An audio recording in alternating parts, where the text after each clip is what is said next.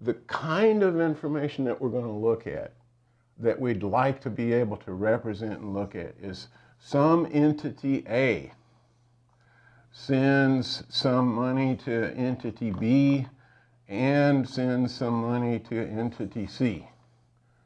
And entity B sends it to these three other guys. Part of the money goes to each of them. And entity C sends some money to these two other guys. And it all comes back to the originator. It all comes back to entity A.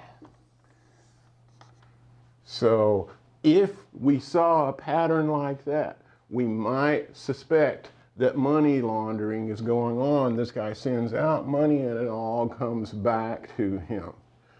Now, if you had a relational database with these little tables, you'd have to start looking in this table that is A's account, and then you'd have to see that he wrote a check to B, and then you'd have to go over in B's account and look there, and you'd be searching in table after table. And relational databases can eventually do that, but they're terribly inefficient at it, to the point that it would take so long people don't even bother to try.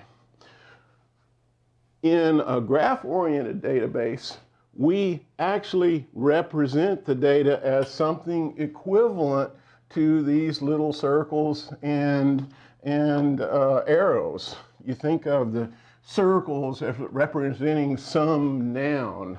This is a company, or it's an individual with a bank account, or it's a certain person, and here's some other noun here on this circle, and there's some verb represented by the arrow.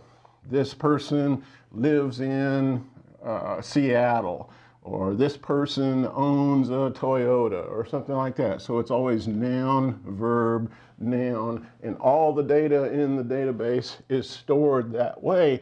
And it has this nice property that if you're storing these triples of information, they correspond exactly to what we think of mathematically as a directed graph, and which is just a set of these circles, and they're connected by arrows. So conceptually, this is the kind of data that's stored in a graph-oriented database as opposed to a relational database.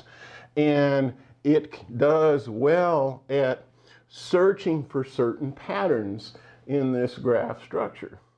My name is David Mazzell. I'm a senior technical project lead at Yark Data, and this has been a Eureka moment.